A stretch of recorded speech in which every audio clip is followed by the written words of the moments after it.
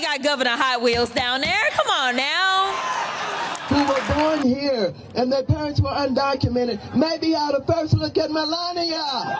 We pray for Elon Musk. Randy Weber is introducing a bill to censure Congresswoman Jazmine Crockett because of some things that she had to say about the governor of Texas, Greg Abbott. So here are her comments. She called him Governor Hot Wheels and then called him a hot ass mess. And this bill says that her comments are discriminatory in nature. And it's pretty ironic because this happened at a human rights campaign dinner in Los Angeles. And just so we're all on the same page, to be censured means essentially that it is a form of public humiliation carried out on the House floor as the Speaker of the House reads out a resolution rebuking a member for a specified misconduct. That member must stand in the House well and listen to it. Wouldn't it be so hilarious to see this broadcasted, to see Jazmine Crockett have to experience that? That would be pretty wild. So if you guys haven't seen it yet, here is Jazmine Crockett's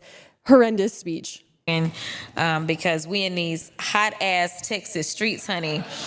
Y'all know we got Governor Hot Wheels down there. Come on now. And the only thing hot about him is that he is a hot ass mess, honey.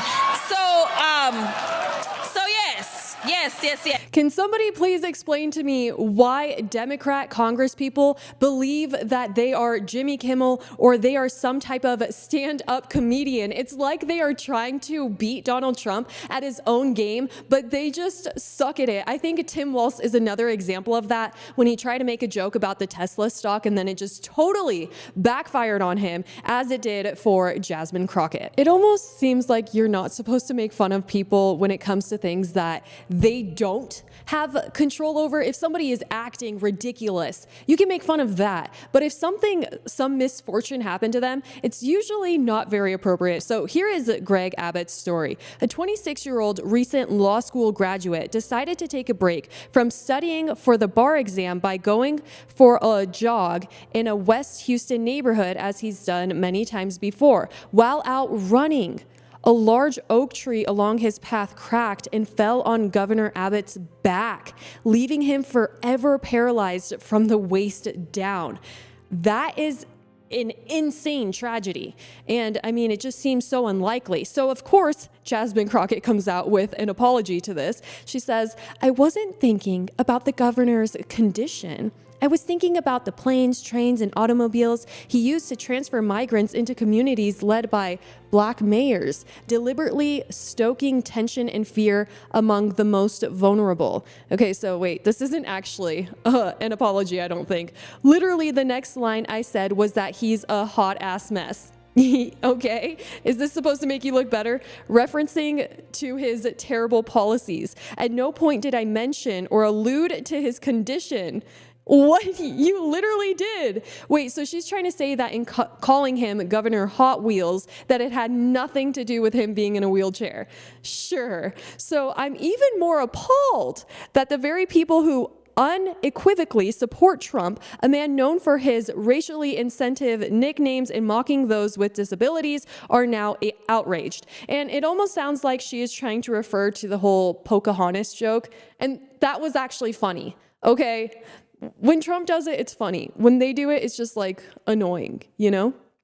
I agree with Savannah. She replied to this saying, "Please keep doing exactly what you're doing. We're really enjoying watching you tank your own party." The fake ghetto act is pretty funny too. I mean, there has to be something about the Democrats in having some like these fake accents, because I mean, Kamala Harris did the same exact thing, and so there's something about it. And I don't know why she had to bring Hot Wheels into it. It was literally my favorite computer game. It was so cool. The graphics were amazing. I used to build my own tracks and watch the cars fly. I don't know why she had to go like say something like that and then try to pretend that she wasn't referencing his wheelchair. I mean, come on. It's just pretty obvious that she was. But Democrats are known for saying ridiculous things. This lady, Maxine Waters, says that they should deport Melania, even though she is a U.S. citizen?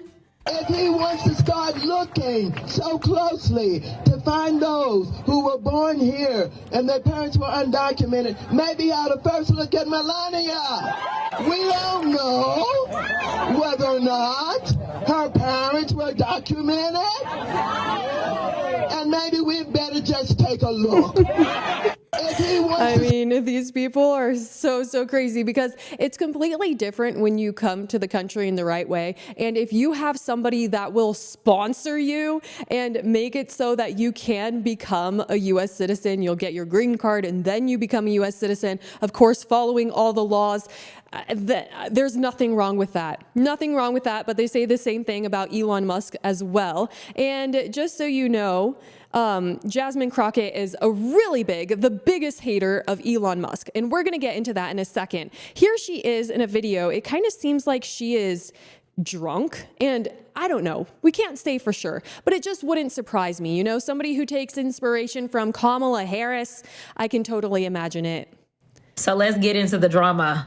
Number one, I only found out yesterday that the Attorney General for the United States decided she wanted to come for me when it was clear that in the message that I delivered to all of those that are absolutely feeling like they want to raise their voices and make sure that they exercise their First Amendment rights.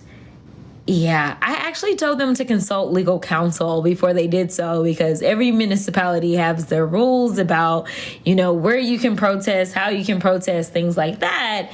And it's perfectly allowable to do. But this is something that I've done for a very long time, is advise people on how to protest, how to engage in exercising their constitutional rights. And I don't know. So maybe some people feel like she is slurring her words. This person says, what happened to her accent? And then y'all want to come at us and act like people. There it is.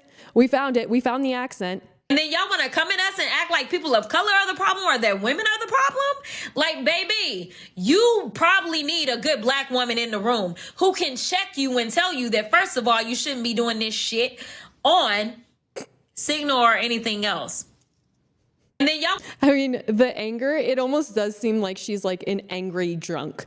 Whether she is or not, she seems like it. And I don't know if that's the best look for the Democrat Party. I mean, Caroline Leavitt recently just stated that the Democrats basically have AOC and Jazmine Crockett as their leaders, and man, are they failing them. So let's get into the whole Elon Musk thing, because she's the biggest Elon hater. Here's what she had to say about the protests, I guess. Keep it short, but I am truly here for very selfish reasons. Starting with, on March 29th, it's my birthday. And all I want to see happen on my birthday is for Elon to be taken down. Yes, keep it short, but I am truly here for all you want for your birthday. First of all, are we supposed to care about your birthday? I don't think anybody does. And all you want for your birthday is for Elon Musk to be taken down. I would love for you to elaborate, perhaps, as to what that means.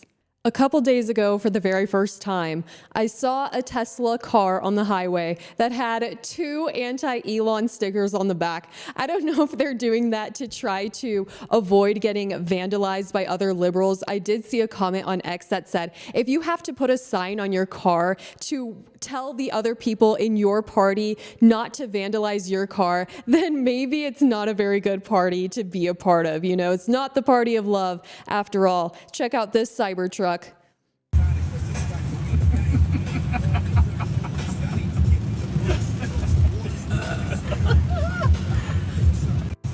I mean, I guess it's just kind of funny. I guess it's just funny, because it's obviously not a Toyota. I mean, there's literally no other car on earth that looks like a Cybertruck. It's the most unique car that has ever existed.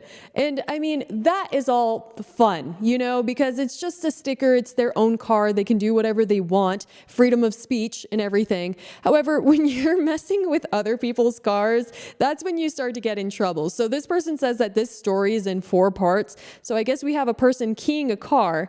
Is this them? Did they find them?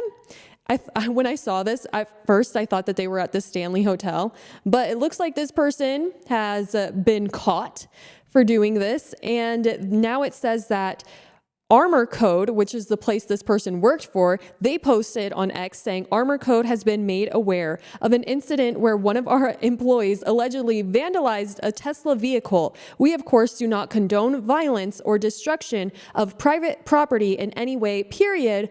This is now in the hands of the proper authorities. I wonder if their job is the one who told on them. Their response is not genuine after blocking people, deleting the post, and restricting comments on LinkedIn. Oh my goodness. I mean, that just has to be horrible to be in their shoes and have an employee do something like that. It just sounds kind of embarrassing. This is the post I was telling you guys. It says, if you have to explain to the members of your political party why they shouldn't vandalize your property, then you are in the wrong political party. I mean, seriously. So this person, at least they're using the washable paint, right? It says, bought in 2020, we stand with LGBTQ+.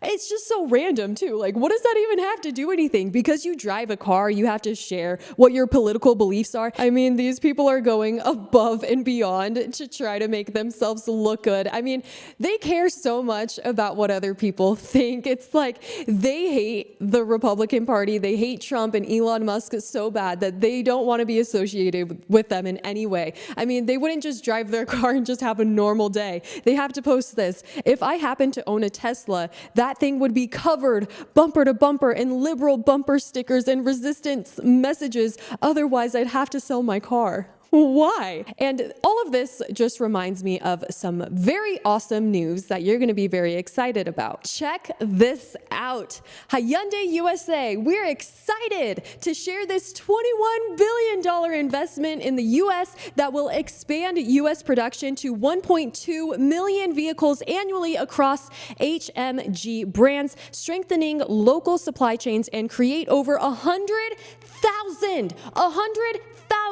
new job opportunities by 2028. So all of these federal employees who were crying if they want a job, look at Hyundai. They are creating opportunities, and we can thank Donald Trump for doing this. And everybody wants to complain about tariffs, but look at what happens. There's so many examples of big corporations investing billions of dollars into our country because of our administration. And when I was thinking about Hyundai and car companies, I was like, wait a second. What if people are so upset about all of this winning that Trump is bringing to our country that now they get upset at Hyundai vehicles because they're angry to see Donald Trump doing well and Elon Musk doing well. But do not worry, because most Americans are very happy and we're so excited. This has just been some of the best, most exciting months of my entire life.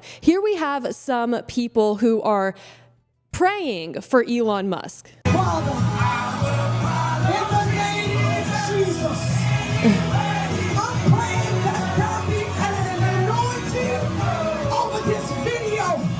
And I'm calling all pastors, evangelists, leaders, family members. I'm calling everybody that can pray to pray for Elon Musk. Bind up demonic strongholds that's trying to entrap him. I love this. I'm just so embarrassed by Colorado at this moment. There's so many embarrassing Democrats here that they're just so lazy. I mean, they show up to these meetings and they're just looking at TikTok, scrolling on their phone, playing games. I think it said one person was playing Tetris. Okay, so she's just messing around. She's like, what even is that? Some Facebook or some type of social media app? I mean, what are they doing? They're not even sitting up in their chairs. They're acting like they're sleeping. I'm surprised that they don't bring blankets, pillows, snacks. I mean, again, it is just embarrassing to be from Colorado right now. This person is just literally scrolling on TikTok. I'm not so sure what that has to do with their job. And also, everybody has been talking about this music video that one of Elon Musk's biggest fans made. It's a whole song about how thankful she is to Elon Musk, and some liberals on Instagram are sharing it, talking about how cringe it is, and I think that we can be completely honest and say that it is pretty funny, and at the same time, it's nice that she went out of her way to do all of this to spread a good message. And sometimes I think in society, we just focus on the wrong things. It's like a person can do 100,000 things right, but when they do one thing wrong, it's like that is the thing that everybody will talk about. I mean, this person had great intentions to make a really uplifting song, and people are just saying, oh, it sounds like Christian music, but it's for Elon Musk, like it's so cringe. And I do understand that it is humorous. I just think that sometimes, I don't know, we can all, myself included, myself the most, just focus more on the positive things, like the message that came from this song. Drive so fast, made rockets built to blink. So the song basically covers all of Elon Musk's accomplishments. I was at Best Buy today, and by the way, I just had the most fantastic experience with one of the workers. He was so helpful to me and really cared about making sure I got the right stuff. I was very satisfied. As I was saying, at the entrance of Best Buy, they had the Starlink machines on display, and I started to question how they worked. It is unbelievable that you buy it, you get a plan, and then you can have internet anywhere. And so no matter how cringe this lady's song is, his innovations are literally changing the world, and he actually has become a literal American hero. I was talking to my dad about this one time, and I was just questioning all of the greats throughout history. And I was thinking, what is it that makes some people's names or impact relevant for years and centuries to come? And I was wondering if people like Elon Musk would be somebody that people study and learn about 100 years from now. And it's interesting to try to think about how big his impact is and how it is literally going to affect generations and generations to come. I hope you enjoyed this video. Please triple check that you are subscribed, and I'll see you next time. Bye.